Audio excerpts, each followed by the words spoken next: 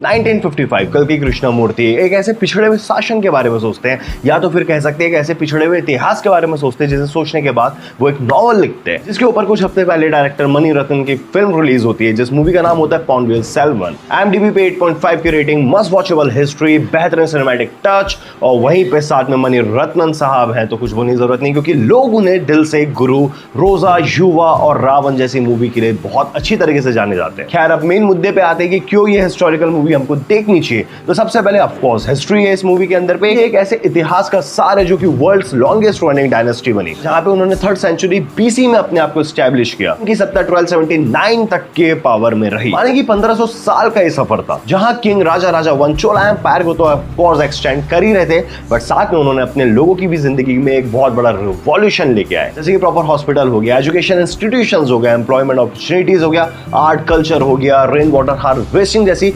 तमाम चीजें उन लोगों को उपलब्ध कराई जा रही थी। तो देखो, अब जाहिर सी बात है कि 1500 सालों का ये राज पाट रहा है, तो उससे मर्दों की मस्तानगी झूठ तो होगी नहीं, तो उस समय भी होती होगी कोई ना कोई मधुबाला, माधुरी, नूरा, है ना, जहां इन लोग उन लोगों को पटाने के लिए कुछ ना कुछ तो झोलबाजी करते होंगे बॉस। तो अब यहीं से ओरिजिन होता है फेमस कांजीवरम की सिल्क साड़ियों का। जी हाँ, यहां से कांजीवरम की बहुत फेमस सिल्क साड़ियों का ओरिजिन होता है। तो वहीं पे हुस्न की बलाएं फेमस कांजीवरम की सिल्क साड़ियां पहन के घर में अदाएं दिखाने के लिए बस नहीं थी, जहां पे इन लोग उनको इंप्रेस तो करते थे बट साथ में इंपॉर्टेंस भी देते थे। ये सब बहुत सारे तमाम फैसलों में फर्स्ट प्रायोरिटी मान के रहती थी। अब आप जो तस्वीर देख रहे हैं ना, ये तस्वीर चोला के कैपिटल तंजावुर में उपस्थित बृहदेश्वरा टेम्पल की है। इसी टाइप के बहुत सारे और टेम्पल्स पाए गए थे, जहां पे इन टेम्पल्स के पीछे एक बहुत इंटरेस्टिंग फैक्ट है, जैसे कि सबसे पहला तो ये बहुत मैसिव कंस्ट्रक्शन था, दूसरा ये मैसिव कंस्ट्रक्शन से वो सिर्फ चैसल और हैमर से हुआ है। मतलब समझ सकते हो हाउ स्किल्ड है यार। वहीं पे कोई एक बहुत महान व्यक्ति ने कहा है कि हर चीज का अंत कहीं ना कहीं पे लिखा होता है, जैसे कि वहीं पे इस रूलिंग एरा की 1279 में राजेंद्र 4 के साथ ये खत्म होती है। यहाँ पर ये बैटल हारते हैं पांड्या डायनेस्टी से। यहाँ पर ये ट्रूली रिमार्केबल इंडियन हिस्ट्री खत्म होती है। तो देखो यार, ये तो कुछ बहुत मैसिव और बहुत इंटरेस्टिंग पॉइंट है कि क्यों ये आपको हिस्टोरिकल मूवी देखनी चाहिए।